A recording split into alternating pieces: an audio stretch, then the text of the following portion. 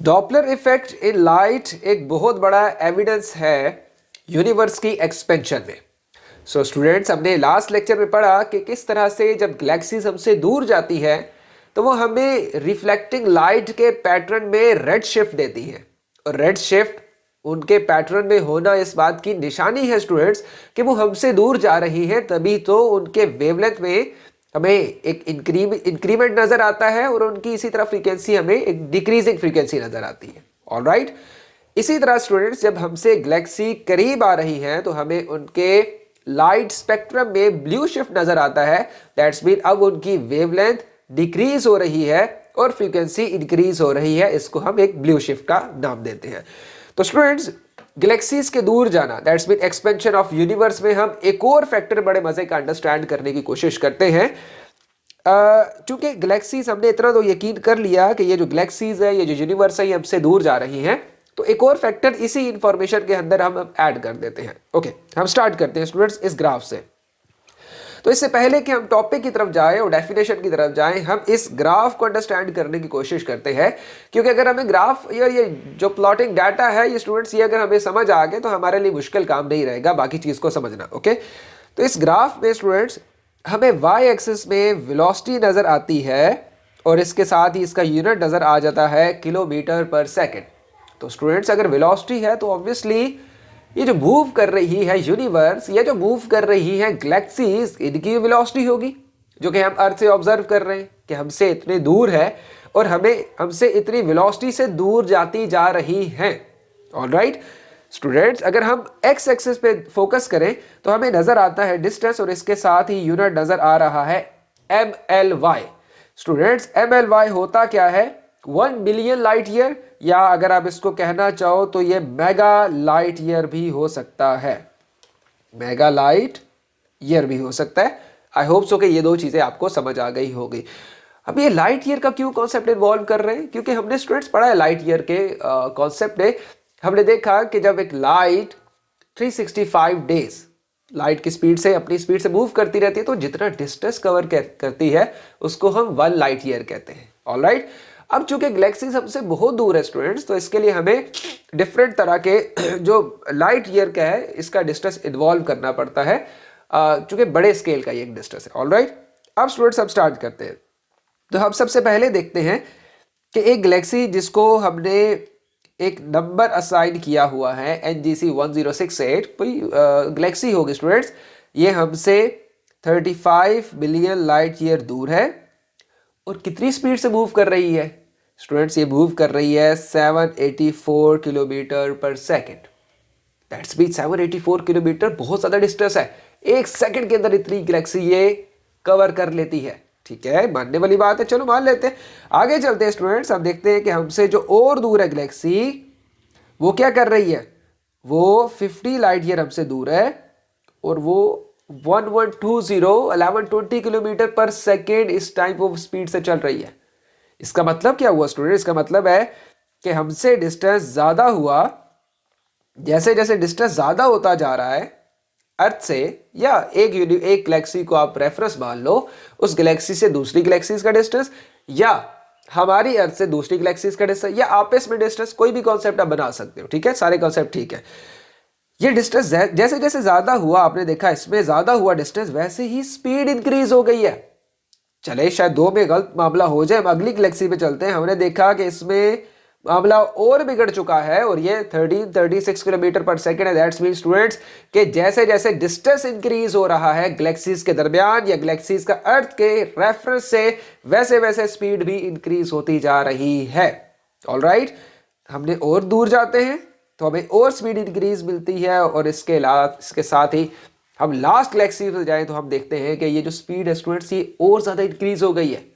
तो यहां से इस इंफॉर्मेशन को कैटर करने के लिए हम एक डेफिनेशन बना लेते हैं और एक लॉ बना लेते हैं, जिसको हबल साइंटिस्ट ने एक बड़े ही खूबसूरत अंदाज से डेफिनेशन को कंपाइल किया। और ये डेफिनेशन कहती है the receding speed of galaxy, that's mean वो गैलेक्सी जो हमसे दूर जा रही है, उनकी स्पीड जो है वो डायरेक्टली प्रोपोर्शन है, किसके साथ डायरेक्टली प्रोपोर्शन है स्टूडेंट्स? टू द डिस्टेंस के साथ डायरेक्टली प्रोपोर्शन है। दैट्स मीन डिस्टेंस जैसे जैसे स्टूडेंट्स बढ़ाते जाओगे स्पीड ऑफ गैलेक्सीज वैसे वैसे बढ़ती जाएगी।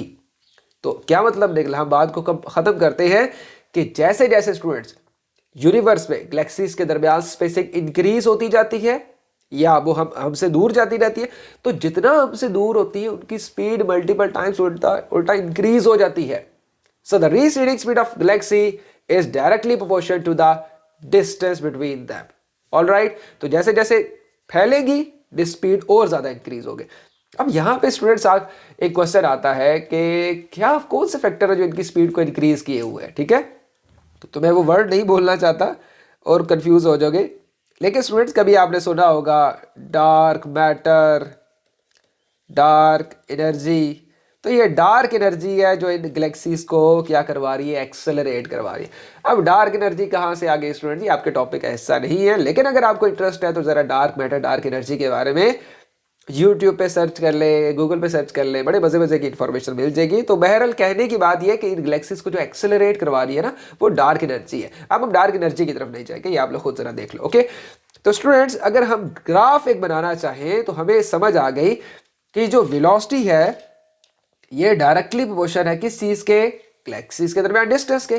जैसे जैसे डिस्टेंस इंक्रीज होता है, अब ये डिस्टेंस अर्थ से इंक्रीज कर लो या आपस में डिस्टेंस इंक्रीज कर लो, बात एक ही है। जैसे जैसे डिस्टेंस इंक्रीज होता है वैसे वैसे रिसीडिंग वेलोसिटी भी इंक्रीज होती जाती है।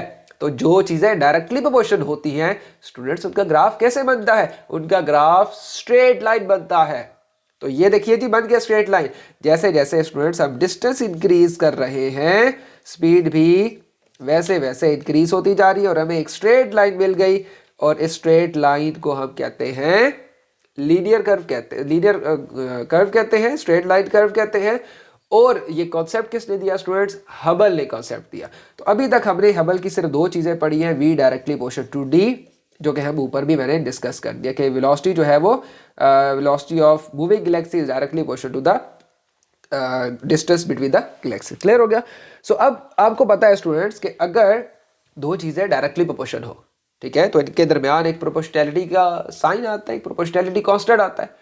वो प्रोपोर्शनैलिटी कांस्टेंट क्यों होता है ये तो हम पहले बात कर चुके हैं ना, बहुत दफा बात बता चुका आपको कि जो चीजें डायरेक्टली प्रोपोर्शनल होती है इनकी रेशो हमेशा कांस्टेंट होती है, ठीक है। दैट्स मीन दोनों को डिवाइड करो आंसर हमेशा एक ही फैक्टर आता है। अब जब स्टूडेंट्स हम कोई भी एक गैलेक्सी ले, ठीक है, और उसकी हम डिस्टेंस और उसकी वेलोसिटी को डिवाइड करें तो हमें एक कांस्टेंट वैल्यू मिलती है स्टूडेंट, जिसको हम कहते हैं एच नॉट, और इसको हम कहते हैं स्टूडेंट्स हबल कांस्टेंट कहते हैं। तो अब ये फार्मूला कंप्लीट हो गया है स्टूडेंट्स, और ये फार्मूला यहां पे लिखा है, इस फार्मूला को नोट डाउन कर ले। v is equal to H not D, where v is the galaxy speed, d is the distance to the galaxy and h naught is Hubble constant. ठीक हो गया।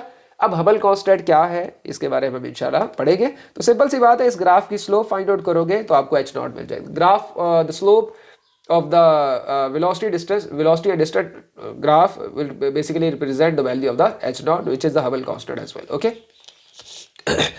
तो ये ग्राफ है स्टूडेंट्स, इसको जरा ड्रॉ कर ले। अब ये वैल्यूज आपने नहीं लिखनी, ना वैल्यूज लिखने की जरूरत है। तो बस यहाँ पे ये रखिएगा, डिस्टेंस लिख दें, ठीक है, और इसके साथ आप लिख दें किलोमीटर पर सेकेंड, यूनिट लिख दें।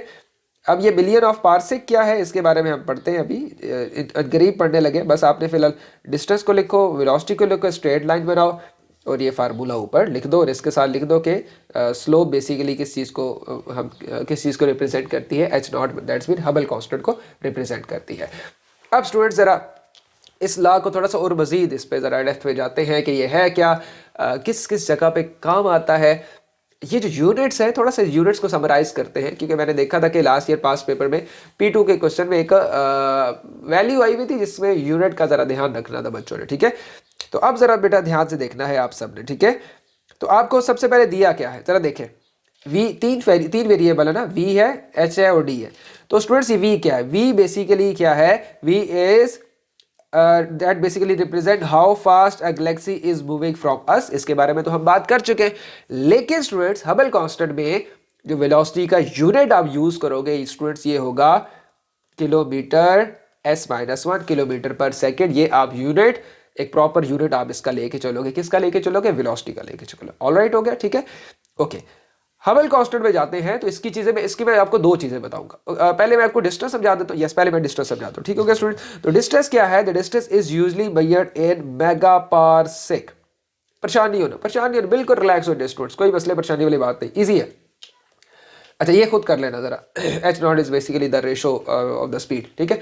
अच्छा, डिस्टेंस क्या स्टूडेंट्स, डिस्टेंस ये है, जैसे मैं तेज भागना शुरू कर दूं, ठीक है, तो आप कह सकोगे सर हो सकता है कि आप 1 मिनट में कितने मीटर कवर कर लें, 100 मीटर कवर कर लें, 30 मीटर कवर कर लें, 50 मीटर कवर, जितनी आप रेंज में मुझे बता सकते हो, ठीक हो गया।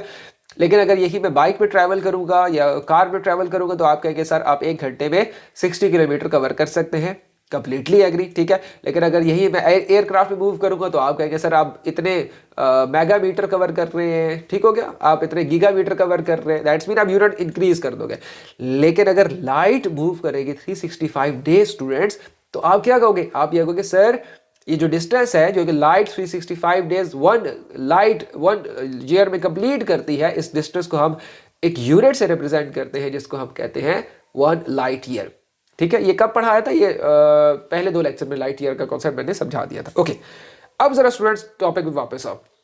ये जो गैलेक्सीज है हमसे, ये तो हमसे बहुत दूर है, तो 1 लाइट ईयर तो इनके लिए काफी नहीं है, ये तो कितने हजार लाइट ईयर हमसे दूर है। आ रही बात समझ के नहीं आ रही। अब जब इतने लाइट ईयर दूर है तो सेम ऐसे जैसे हम मीटर से किलोमीटर बना लेते हैं, हम यहां पे लाइट ईयर से पारसेक यूनिट बना लेते हैं, ओके हो गया। सो 1 पारसेक इज इक्वल टू, अब जरा बेटा ध्यान से देखिएगा, 1 पारसेक मैं यहां पे लिख रहा हूं ताकि आपको याद रहे, ठीक है, ये यहां पे लिख लीजिएगा 1 parsec is equal to 3.26 light year. बस आपने ये समझना है। इसका मतलब है 1 पारसेक हम कब कहेंगे, पारसेक पहले गलत कर दिया मैंने, ओके एसईसी 1 पारसेक कब कहेंगे स्टूडेंट्स, बोलो शाबाश। 1 पारसेक हम कहेंगे 3.26 लाइट ईयर को, 1 लाइट ईयर नहीं 3.26 लाइट ईयर, ओके हो गया। क्यों 3.26 क्यों, ये जानना हमारे लिए जरूरी नहीं है। ऑब्वियसली मैथमेटिकल अप्रोच हमने देखी होगी, फार्मूला का सेटिस्फाई होना, फार्मूला की प्रॉपर वैल्यूज देना, तब जाके हम ये वैल्यूज निकालते हैं। ऑब्वियसली रैंडम वैल्यूज हम नहीं निकाल सकते, ठीक हो गया। सो आपने डायरेक्ट याद करना है 1 parsec is equal to 3.26 light year, okay हो गया। And 1 mega parsec obviously 3.26 million light year, हो गया। अब आई होप सो समझ आ गई होगी, and that represent how far the galaxy is from the earth, okay ji students. अब आ जाता है हबल कांस्टेंट आ जाता है स्टूडेंट्स, और हबल कांस्टेंट क्या है, Hubble constant is basically the ratio of the speed at which the galaxy is moving away from the earth to its distance from the earth, okay हो गया students. तो आप जरा ध्यान दीजिएगा बेटा, h naught is equal to v divided by t। तो v का यूनिट क्या है students, h naught is equal to kilometre per second, और d का यूनिट क्या है, मेगा पारसेक, MPC। तो ये भी ऊपर जाएगा तो ये क्या बन जाएगा, इसका ये यूनिट बन जाएगा kilometre per second per mega parsec, okay हो गया। ये बस वैल्यू याद कर लीजिएगा। हबल कांस्टेंट क्या बताता है, how quickly the universe is expanding, कितनी स्पीड से यूनिवर्स एक्सपैंड हो रही है, ठीक हो गया। हबल कांस्टेंट का एक और वैल्यू भी होता है स्टूडेंट्स, ये वैल्यू आपने याद रखनी है क्योंकि ये P2 के पास पेपर में 2023 में आई हुई है। ये वैल्यू आपने याद रखनी है, 2.2 × 10⁻18 पर सेकेंड, ऑलराइट, ठीक हो गया। बस आपने ये वैल्यू एज इट इज याद कर लेनी है। तो अब हम नेक्स्ट क्वेश्चन पे चलते हैं, okay.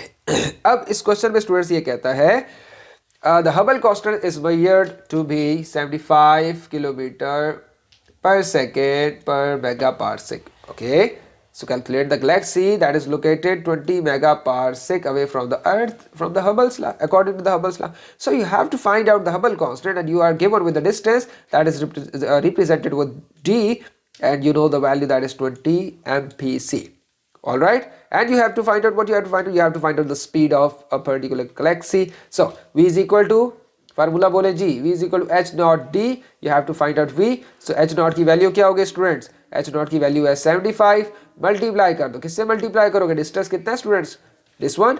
So your answer will be 1500 kilometre per second, हो गया, ठीक हो गया कि नहीं। सो आपकी जो गैलेक्सी है, my mistake sorry, 1500 kilometre per second move कर रही है, काफ़ी ज़्यादा स्पीड है, 1500 किलोमीटर 1 सेकंड में भाग रही है, आपसे दूर जा रही है गैलेक्सी, ठीक है। ओके, इस क्वेश्चन को स्टूडेंट्स आपने ध्यान से देखना है, ठीक है। ये एक मैंने एक फैक्टर यहाँ पे ऐड किया है कि किस तरह से आप एज ऑफ यूनिवर्स को आप कैलकुलेट करते हो, तो आपने इसको ज़रा ध्यान से देखना है। पहले स्टेटमेंट पढ़ लो ज़रा जल्दी से, ठीक है। कहता है galaxy is observe to have a recessional, that's mean receding velocity. तो वेलोसिटी स्टूडेंट्स आपको दी हुई है, due to the expansion distance भी दिया हुआ है 1000 MPC using Hubble law. Okay, calculate the Hubble constant. तो हबल कांस्टेंट फाइंड आउट करना मुश्किल बात नहीं है, हो जाएगा हमसे, ठीक है। And also find out the age of universe. तो आपने इस फैक्टर को ध्यान से समझना है। ये वाला फैक्टर आई होप सो पिछला क्वेश्चन समझना है, तो समझा है तो ये वाला तो आता ही होगा आपको, ठीक है। अब स्टूडेंट जरा ध्यान से देखना बेटा, आपको वैल्यूज गिवन है तो ये तो आपको पता होगा ना। तो अगर मैं डाटा आपको बना दूं तो डाटा है गिवन बेटा, आपके पास है वेलोसिटी है गिवन, वी गिवन है कितनी है 73,000, यूनिट खुद लिख लीजिएगा। अच्छा चलो लिख ले तो। अच्छा जी, डिस्टेंस बेटा जी कितना गिवन है 1000 MPC। ऑलराइट, क्या फाइंड आउट करना है H0, ये फार्मूला लगाओ, वैल्यू आ गई। वैल्यू क्या कहती है 73 kilometre per second per mega power सेक। इतनी स्पीड से जो यूनिवर्स है वो क्या हो रही है, एक्सपैंड हो रही है। ठीक हो गया, कोई मुश्किल परेशानी वाली बात तो नहीं है इसमें, ठीक है। नेक्स्ट फैक्टर है एज ऑफ यूनिवर्स।